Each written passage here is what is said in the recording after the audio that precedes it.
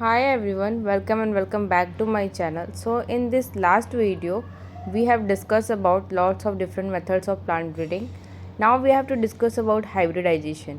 So hybridization एक ऐसा method होता है जिसके अंदर दो या उससे ज़्यादा प्लांट्स लेते हैं जिसका जेनेटिक जो कॉन्स्टिट्यूशन होता है वो सेम नहीं होता है, उनका जो जीनोटाइप होता है वो डिफरेंट होता है। उन दोनों को जब हम क्रॉस करते हैं वो जो डिफरेंट प्लांट्स हैं उसके बाद हमें एक प्रोजेनी मिलती है जिसे कि हम हाइब्रिड बोलते हैं।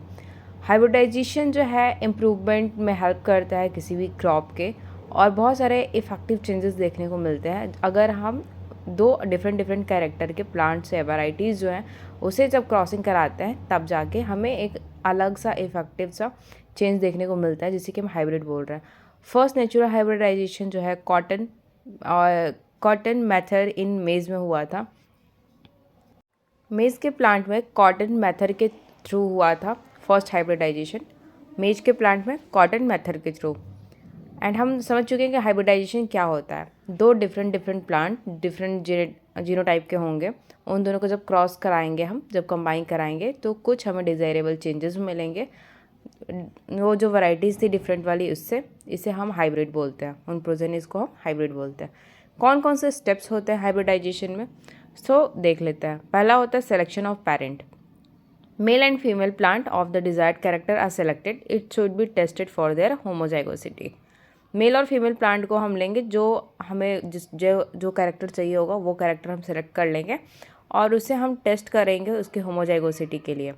Second, emasculation. इमेस्कुलेशन का मतलब होता है कि एंथर जो प्रेजेंट होता है फ्लावर के ऊपर में उसे हमें रिमूव करना होता है ताकि सेल्फ पॉलिनेशन के चांसेस ना बने, क्रॉस पॉलिनेशन ही हो। Before antithesis, period of opening of flower. Emasculation कर देंगे तो सेल्फ पॉलिनेशन के जो चांसेस है वो रिड्यूस हो जाते हैं, सेल्फ पॉलिनेशन नहीं होता है। बैगिंग करेंगे। The stigma of a flower is protected against any desirable pollen grain bye covering it with the bag. जो पॉलन ग्रेन्स होते हैं किसी भी स्टिग्मा पे, किसी फ्लावर के अंदर जो पॉलन ग्रेन्स होते हैं, हम नहीं चाहते हैं कि वो उसका क्रॉसिंग किसी भी प्लांट से हो या फिर किसी भी जो हमारे फ्लावर्स है उससे हो, तो इसलिए हम उसे रोकेंगे, उसके लिए हम करेंगे। सो बैगिंग करने से क्या होगा कि हमारा जो है स्टिग्मा वो प्रोटेक्ट हो पाएगा और जो पॉलन ग्रेन है वो अनडिज़ायरेबली कहीं भी जाके पॉलिनेशन नहीं करेंगे। नेक्स्ट है क्रॉसिंग। ट्रांसफ़र होगा पॉलन ग्रेन्स का किसी भी सिलेक्टेड मेल फ्लावर से किसी भी फीमेल इमेस्कुलेटेड फ्लावर पे। जो मेल फ्लावर है उसकी जो स्टिग्मा है फीमेल फ्लावर की, इमेस्कुलेटेड फ्लावर की, उस पर हम क्रॉसिंग कराएंगे अपने डिज़ायर के अनुसार में पॉलन ग्रेन्स का। ओके, नेक्स्ट है harvesting seeds and raising plants. The pollination leads to fertilization and finally seed formation takes place. जब हम पॉलिनेशन कराते हैं तो उससे फर्टिलाइजेशन होता है, उसके बाद से हमें सीड फॉर्मेशन दिखना स्टार्ट हो जाता है। The seeds are grown into new generation which are called hybrid. जो न्यू जनरेशन के सीड्स ग्रो करते हैं उसे हम हाइब्रिड के नाम से जानते हैं। अब हम बात करेंगे टाइप्स ऑफ हाइब्रिडाइजेशन के बारे में। So according to the relationship between the plant and the hybridization is divided into two और थ्री डिफरेंट पार्ट्स। तो हाइब्रिडाइजेशन की जब हम बात करते हैं तो इसके अलग अलग इसके टाइप्स हैं, डिवीज़न हुआ है, just like intravarietal, intervarietal, inter specific, intra specific, distinct hybridisation और भी बहुत सारे हैं। तो हम शुरू करते हैं इंट्रावराइटल। इंट्रा का मतलब होता है सेम, वराइटल का मतलब वराइटीज़, मीन्स सेम वराइटी में इसकी क्या होगी, क्रॉसिंग होगी। इंटर वराइटल का मतलब क्या हो गया, डिफरेंट। इंटर का मतलब डिफरेंट, वराइटल का मतलब वराइटीज़, तो डिफरेंट वराइटीज़ में इसकी होगी क्रॉसिंग। इंटर स्पेसिफिक मतलब, इंटर का मतलब हो गया डिफरेंट, स्पेसिफिक मतलब स्पीसीज, तो इसमें डिफरेंट स्पीसीज़ के बीच में होगी क्रॉसिंग। से स्टार्ट करते हैं। Intravarietal, the cross between the plant of same variety, such crosses are useful only in the self pollinated crops. ये जो क्रॉसिंग होती है सेम वैरायटी के प्लांट्स के अंदर होती है और ये सेल्फ पॉलिनेटेड जो क्रॉप्स हैं उसमें यूज़फुल होता है। इंटरवराइटल हाइब्रिडाइजेशन की बात करेंगे तो ये जो क्रॉसेस होते हैं प्लांट्स के वो दो डिफरेंट वैरायटी ऑफ स्पीसीज़ के बीच में होती हैं, जिसे कि हम इंटर स्पेसिफिक हाइब्रिडाइजेशन भी बोलते हैं। एंड ये जो टेक्निक है इसे हम सेल्फ पॉलिनेटेड क्रॉप्स को इम्प्रूव करने के लिए और साथ में क्रॉस पॉलिनेटेड क्रॉप को भी इम्प्रूव करने के लिए यूज़ करते हैं। इंटर वराइटल को ही इंट्रा स्पेसिफिक बोलते हैं, इंटर वराइटल को ही इंट्रा स्पेसिफिक बोलते हैं। इंटर इंटर जो वराइटल है मीन्स दो डिफरेंट वराइटीज़ के बीच में होंगे, तो वहाँ पे स्पीसीज तो सेम हो जाएंगी। तो intra species mean intra means same और स्पेसिफिक मीन्स स्पीसीज। तो यहाँ पे हम दो सेम स्पीसीज़ के बीच में हाइब्रिडाइजेशन कराएंगे तो उसे हम इंट्रा स्पेसिफिक हाइब्रिडाइजेशन बोलेंगे। और जब दो डिफरेंट वैरायटी के बीच में हाइब्रिडाइजेशन करेंगे तो उसे हम इंटर वैराइटल हाइब्रिडाइजेशन बोलेंगे। इंटर वैराइटल हाइब्रिडाइजेशन और इंटर स्पेसिफिक हाइब्रिडाइजेशन दोनों सेम होता है। नेक्स्ट है inter specific hybridization. The cross between the plant belonging to different species belongs to the same genus is called intra generic hybridization. Inter specific hybridization का मतलब क्या हुआ कि दो डिफरेंट जो स्पीसीज है उसके बीच में क्रॉसिंग हो रही है, तब जाके हमें इंटर स्पेसिफिक हाइब्रिडाइजेशन मिल रहा है। तो जहाँ इंटर स्पेसिफिक हाइब्रिडाइजेशन होगा वहाँ पे जीनस जो है वो सेम हो जाते हैं। अगर स्पीसीज डिफरेंट है तो जीनस जो है बिल्कुल सेम हो जाते हैं, सेम जीनस से बिलोंग करते हैं। तो इसलिए अगर सेम जीनस है तो सेम का पता है हमें क्या होता है, इंट्रा होता है, और जीनस का जेनेरिक हो जाएगा। तो इंट्राजेनिक हाइब्रिडाइजेशन यहाँ हो जाता है। इसका कॉमनली यूज़ करते हैं जो भी disease, insect, paste, drought resistant हमें अगर बनाना है प्लांट्स को तो उसके ट्रांसफ़र के लिए हम बनाते हैं ये इंटरजेनेरिक हाइब्रिडाइजेशन करते हैं। तो इससे हमें मालूम पड़ गया है कि इंटर स्पेसिफिक और इंट्राजेनेरिक जो है सेम होता है, इंटर वैराइटल और इंट्रा स्पेसिफिक सेम होता है। ओके, उसके बाद फैमिली में अब तक क्रॉसिंग नहीं की गई है इसलिए उसका अभी नहीं आया है। अगर जब तक हो जाएगा तो फिर वो भी बता दूंगी मैं कभी।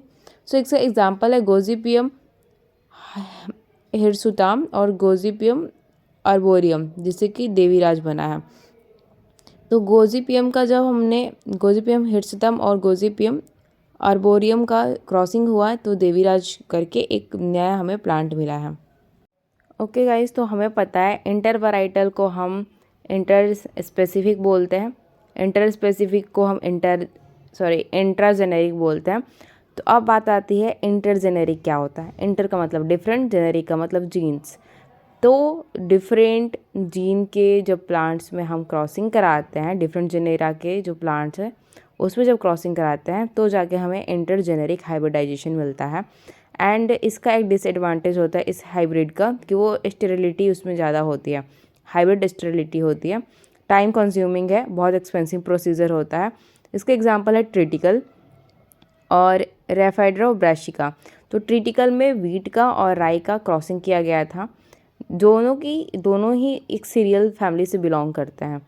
ओके, बट इनका जब क्रॉस किया गया तो हमें ट्रिटिकल मिला जिसे कि मैन मेड सीरियल बोलते हैं, जो कि इंटरजेनेरिक हाइब्रिडाइजेशन का एग्जाम्पल है। ओके, आई होप कि आपको समझ में आ गया होगा। अब हम स्टार्ट करेंगे हेटेरोसिस क्या होता है। Heterosis means hetero means different और सिस का मतलब कंडीशन। तो अलग अलग कंडीशन में जब कोई प्रोसेस हो रहा है तो उसे हम हेटेरोसिस बोलते हैं। जैसे कि ये वाला जो हेटेरोसिस है उसे दिया था G.S. शॉल ने फर्स्ट टाइम। जो साइंटिस्ट हैं इन्होंने 1912 में हेटेरोसिस जो टर्म है उसे यूज़ किया था। The superiority of the F1 hybrid in performance over it's parent is called the heterosis और हाइब्रिड विगर। जो F1 हाइब्रिड का सुपीरियरिटी देखने को मिलता है उनके पेरेंट्स के परफॉर्मेंस में, जिसे कि हाइब्रिड विगर के नाम से भी जानते हैं। विगर का मतलब होता है increase in growth, yield greater, adaptability of resistance, disease, paste, drought, vegetative propagation, ये सारी चीज़ें ज़्यादा होती हैं, इंक्रीज हो जाती हैं। वेजिटेटिव प्रोपोगेशन जो है बेस्ट सूटेड है, जो कि मेज़र करता है कैरेक्टर्स जो कि नॉर्मली लॉस्ट हो जाते हैं और persist over a period of time, कुछ टाइम के लिए परसिस्ट करते हैं फिर वो खत्म हो जाता है। Many breeder believe that its magnitude of heterosis is directly related two degree of genetic diversity between the two parents. बहुत सारे ब्रीडर्स को ऐसा लगता है कि जो हेटेरोसिस का मैग्नीट्यूड है वो डायरेक्टली इस चीज़ पर डिपेंड करता है कि जो जेनेटिक डाइवर्सिटी है किसी भी दो पेरेंट की, इस बात पे। So depending on the nature and origin adaptability and reducing the adaptability heterosis can classified as. First है यू हेटेरोसिस। यू हेटेरोसिस में आता है mutational eu heterosis, balanced eu heterosis. दूसरी में आता है बैलेंस्ड में है स्यूडो हेटेरोसिस। तो स्टार्ट करते हैं यू हेटेरोसिस में। This is the true heterosis which is inherited and further classified as. Eu means होता है ट्रू, हेटेरोसिस का मतलब पता ही है हमें, hetero means different and sis means condition. तो डिफरेंट कंडीशन में जो चेंजेस आ रहे हैं, इनहेरिटेड हो रहे हैं, उसके बारे में ये यूहेटेरोसिस एक्सप्लेन करता है। इसको क्लासीफाई किया गया है म्यूटेशनल यूहेटेरोसिस और बैलेंस्ड यूहेटेरोसिस के बीच में। म्यूटेशनल यूहेटेरोसिस क्या होता है? Simplest type of euheterosis and result from the shattering of eliminating of the deleterious, unfavorable, often lethal recessive mutant genes by their adaptability, superior dominant allele in cross-pollinated crops. Mutational जो heterosis है उसमें ये एक simplest type है you heterosis का, जिसमें कि देखने को मिलता है कि इसमें डिलिटेरियस एलिमिनेशन होता है, जो भी अनफेवरेबल लीथल्स होते हैं, रेसेसिव होते हैं, म्यूटेंट जीन होते हैं, उन सब का एलिमिनेशन किया जाता है। और इनकी देखी जाती है एडेप्टेबिलिटी क्या है। जो एडेप्टेबल हो गए वो सुपीरियर डोमिनेंट एलील्स होते हैं जो क्रॉस कर पाते हैं पॉलिनेटेड क्रॉप्स के साथ में। अब बात करेंगे हम बैलेंस्ड यूहेट्रोसिस के बारे में। Well balance genes combination which is more adaptive to environment condition and agriculture usefulness. Balance euheterosis जो है वो इजीली बैलेंस कर पाता है, जीन का कॉम्बिनेशन करता है और ज़्यादा एडेप्टिव होता है इन्वायरमेंट कंडीशन में, और हमारे जो एग्रीकल्चर है उसमें भी काफ़ी ज़्यादा यूज़फुल होता है। अब बात करते हैं स्यूडो हेट्रोसिस के बारे में। तो also term as luxuriance progeny possesses superiority over the parents in vegetative growth but not in yield and adaptation, usually sterility और poorly fertile। स्यूडो का मतलब क्या होता है? फॉल्स होता है, मीन्स नॉट कम्प्लीटली डेवलप, और हेट्रोसिस का मतलब डिफरेंट कंडीशन हो गया। तो इसे हम लुक्जेरियंस के नाम से भी जानते हैं। प्रोजेनी जो है वो सुपीरियरिटी पोजेस करते हैं पेरेंट्स के, मतलब पेरेंट्स के आगे भी सुपीरियरिटी पोजेस करते हैं, और इनमें जो वेजिटेटिव ग्रोथ होता है वो इल्ड के लिए नहीं होता है, ना ही एडेप्टेशन के लिए होता है। यूजुअली जो स्यूडो हेट्रोसिस है वो स्टेराइल और पुअरली फर्टाइल होता है। ओके, यहाँ तक तो क्लियर हो गया, हेट्रोसिस ख़त्म। अब आता है म्यूटेशन ब्रीडिंग क्या होता है। तो म्यूटेशन तो हम सबको पता है, ये मुलर और स्टाडलर ने 1927 से 1928 में कॉइन किया था इस टर्म को, म्यूटेशन ब्रीडिंग को, जो कि रिप्रेजेंट करता है new method of conventional breeding procedure as they have the advantage of improving the defect without losing agronomic and quality character in the agriculture and crop improvement. So हमने क्या देखा है कि कन्वेंशनल ब्रीडिंग में ये एक प्रोसीजर होता है जो कि इसके कुछ एडवांटेज हैं, जिसमें क्या हमने देखा है कि बिना हमारे किसी एग्रोनॉमिक लॉस के किसी भी क्वालिटी कैरेक्टर को ये भी नहीं बिगाड़ता है। क्रॉप इम्प्रूवमेंट करने के साथ साथ हमारे लिए जो क्वालिटी कैरेक्टर्स है उसे ये इम्प्रूव करने में हेल्प करता है। म्यूटेशन का मतलब होता है sudden heritable change in the genotype और फिनोटाइप ऑफ एन ऑर्गेनिज्म। कोई भी ऑर्गेनिज्म जो है उसमें जो सडन हेरिटेबल चेंज आता है, उसके जो बोल सकते हैं हेरिडिटी जो मटेरियल उसमें जो चेंज आता है उसे म्यूटेशन कहते हैं। Gene mutation are of considerable important in the plant breeding as they provide essential input for the evolution as well as for the recombination and selection. Gene mutation जो है agriculture में बहुत बड़ा रोल प्ले करता है, plant breeding में भी। तो इसका एसेंशियल इनपुट जो है वो इवोल्यूशन में हेल्प करता है, रिकॉम्बिनेशन में हेल्प करता है और सिलेक्शन में भी हेल्प करता है। ये एक ऐसा मेथड है जो कि सीडलेस क्रॉप्स को इम्प्रूव करने में हेल्प करता है। इसमें जो चेंजेस आते हैं वो रेडिएशंस के कारण आते हैं, जैसे यूवी रेज हो गए, यूवी शॉर्ट वेव्स हो गए, X rays, alpha rays, gamma rays, beta rays, और बहुत सारे केमिकल्स होते हैं, म्यूटाजेंस होता है, केमिकल एजेंट्स होते हैं, जैसे caesium, EMS, ethyl methane, sulphonate and urea है जो इंड्यूस करता है म्यूटेशन डेवलपमेंट को। काफ़ी सारी वेराइटीज़ में ट्रिपल जीन डेवलपमेंट होता है वीट में, ये इंक्रीज़ करता है ईल्ड को, हाइट को, और भी बहुत सारी चेंजेस आती है, जैसे राइस में सलाइन टॉलरेंस, पेस्ट टॉलरेंस, ये सारी चीज़ें देखने को मिल जाती हैं। तो यहाँ पे हमारा कन्वेंशनल प्लांट ब्रीडिंग ख़त्म हो जाता है। अब हम स्टार्ट करेंगे non conventional plant breeding. Non conventional plant breeding allow करता है डायरेक्ट ट्रांसफ़र करने में एक या उससे ज़्यादा जीन्स को, कोई भी जो क्लोजली, जो डिस्टेंटली, मतलब होता है ना कि जो नज़दीक के रिलेटिव्स हैं या फिर थोड़े दूर के रिलेटिव्स हो गया किसी भी प्लांट ऑर्गेनिज्म में, इसे ये अलाउ करता है जीन्स को ट्रांसफ़र करने में। Close improvement can be achieve in a shorter time compare to conventional breeding. Conventional breeding के कुछ डिमेरिट्स हैं जिसमें कि बहुत वो टाइम कंज्यूमिंग होता है, कई बार तो बहुत एक्सपेंसिव हो जाता है। तो वहीं यहाँ पे क्या होता है कि जो नॉन कन्वेंशनल प्लांट ब्रीडिंग है इसमें टाइम बहुत कम मिलता है और बहुत ही ज़्यादा क्रॉप में इम्प्रूवमेंट देखने को मिलता है बहुत कम टाइम में। अलाउ करता है प्लांट्स को मॉडिफाई करने में, बस थोड़े बहुत उसके जो जीन्स है उसमें चेंजेस करके। कन्वेंशनल प्लांट ब्रीडिंग जो है अब ज़्यादा यूज़ नहीं होता है अभी के टाइम में, पहले बहुत ज़्यादा होता था, ब्रीडर्स ही उसे यूज़ करते हैं। मीन्स ये हेल्प करता है, मतलब क्यों यूज़ नहीं हो रहा, कन्वेंशनल प्लांट ब्रीडिंग को यूज़ ना होने के रीज़न है कि पॉपुलेशन अब बढ़ रहा है एंड एग्रीकल्चर जो रिसोर्सेज है वो डिक्लाइन हो रहा है, जैसे कि लैंड और वाटर, और हमारा इल्ड जो है वो डिक्रीज़ हो रहा है। इन रीजन से कन्वेंशनल प्लांट ब्रीडिंग की तरफ अब कोई नहीं जाना चाहता, सब चाहते हैं कि नॉन कन्वेंशनल प्लांट ब्रीडिंग को ही अडेप्ट किया जाए। बहुत सारे मेथड है नॉन कन्वेंशनल प्लांट ब्रीडिंग के, जैसे genetic engineering, plant tissue culture, micro propagation, एम्ब्रॉय culture, pollen culture, anther culture, ovary culture, ovule culture, Soma clonal variation, marker assisted selection और polyploidy breeding भी है। जेनेटिक इंजीनियरिंग नॉर्मली क्या होती है, ये एक कॉन्सेप्ट है जिसमें बहुत सारे स्टेप्स जो है इन्वॉल्व रहते हैं। यहाँ पे आइसोलेशन किया जाता है डीएनए फ्रैगमेंट्स का। यहाँ पे एक डोनर ऑरिजिन होता है, दूसरा रिसेप्टर होता है। फिर इंसर्शन करते हैं जो भी आइसोलेटेड डोनर डीएनए फ्रैगमेंट है किसी भी वेक्टर जीनोम में, उसका ग्रोथ हम देखते हैं रिकॉम्बिनेंट वेक्टर में, जो कि इससे अप्रोप्रिएट जो होस्ट होता है उसमें।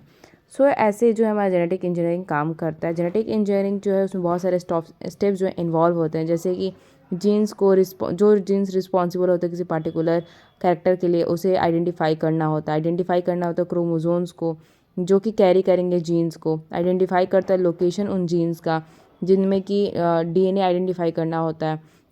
फिर डीएनए का सीक्वेंस जो है कि उस जीन में क्या है वो आइडेंटिफाई करना होता है। आइसोलेशन करना होता है जीन सेगमेंट्स का किसी भी डीएनए सीक्वेंस के लिए, कॉपी करनी होती है डीएनए सीक्वेंस का। फिर inserting the gene into the desired organism, किसी ऑर्गेनिज्म में उस जीन को इंसर्ट करना होता है। क्लोनिंग और ब्रीडिंग करनी होती है किसी ऑर्गेनिज्म की, जिससे प्रोड्यूस होता है इंडिविजुअल किसी भी अपने डिजायर्ड कैरेक्टर जो भी हम चाहते हैं उस टाइप से। अब हम बात करेंगे पॉलीप्लॉइडी ब्रीडिंग क्या होती है। Polyploidy refers to the number of copies of entire chromosome set in a cell of an individual. Polyploidy का मतलब होता है कि किसी भी इंडिविजुअल के अंदर में क्रोमोजोम्स का कितना सेट है, कितनी कॉपीज़ हैं। Polyploidy is the state of cell और ऑर्गेनिज्म। पॉलीप्लॉइडी जो है एक स्टेट है किसी भी सेल या ऑर्गेनिज्म का जिसके पास 2 पेयर से ज़्यादा क्रोमोजोम्स मिलते हैं, जैसे होमोलोगस जो भी क्रोमोजोम्स है वो पाए जाता है। और ऑटोप्लॉइडी क्या होती है, autoploidy comprise duplicate of the same genome. जो भी सेम जीनोम है उसको उसके अंदर कितने डुप्लीकेट ऑटोप्लॉइडी है। ऑटोप्लॉइडी जो है कॉम्प्राइज करता है duplicate of the same genome के कितने डुप्लीकेट्स हैं। और एलोप्लॉइडी क्या होती है, एलोप्लॉइडी कंप्राइज करता है 2 या उससे ज़्यादा डिस्टिंक्ट जीनोम, जो कि हर जीनोम की कॉपीज़ होती है इस चीज़ को। म्यूटेशन ब्रीडिंग मैंने पहले बता रखा है कि म्यूटेशन एक सर्टेन हेरिटेबल चेंज होता है जिसका कैरेक्टरिस्टिक्स है, किसी ऑर्गेनिज्म का जो कैरेक्टर है उसके अंदर जो सर्टेन हेरिटेबल चेंज होता है उसे म्यूटेशन कहते हैं। सो म्यूटेशन जो है एक रिजल्ट है, चेंज है जीन के अंदर में, चेंज है क्रोमोजोम के अंदर में, जो इन्वॉल्व करता है डिफरेंट सेवरल जीन्स और change in the plasma gene जो प्रेजेंट होते हैं साइटोप्लाज्म में, क्लोरोप्लास्ट में, माइटोकॉन्ड्रिया में, और जो सर्कुलर डीएनए है और क्रोमोजोम है उसमें।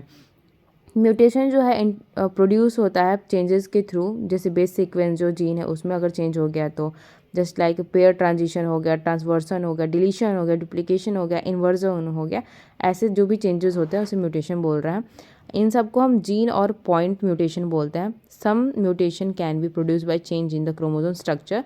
कुछ म्यूटेशन जो क्रोमोजोम स्ट्रक्चर में चेंज के कारण भी देखने को मिलते हैं। इवन कुछ जो चेंजेस हैं वो क्रोमोजोम नंबर में भी चेंज होते हैं एंड इन्हें हम क्रोमोजोनल म्यूटेशन बोलते हैं। तो इसके साथ हमारा जो है कन्वेंशनल प्लांट ब्रीडिंग और नॉन कन्वेंशनल प्लांट ब्रीडिंग का जो कॉन्सेप्ट था यहाँ ख़त्म हो जाता है। इसके पहले भी एक वीडियो मैंने डाली थी जो कि 15 मिनट कुछ सेकंड्स का था एंड ये वीडियो भी अब कंप्लीट हो गई है। तो अगर आपको ये वीडियो पसंद आई तो प्लीज़ मेरी मेहनत को देखते हुए अगर आपको कॉन्सेप्ट समझ में आते हैं तो please don't forget to like, subscribe and share, and ज़्यादा से ज़्यादा अपने फ्रेंड्स को शेयर करो जिनके भी एग्ज़ाम्स आ रहे हैं, क्योंकि मेरे भी एग्ज़ाम्स आ रहे हैं। तो इसलिए मैंने ये वीडियो बना दी, मुझे लगा कि आप सबकी हेल्प हो जाएगी और मेरी भी। Thanks for watching, love you all, bye bye.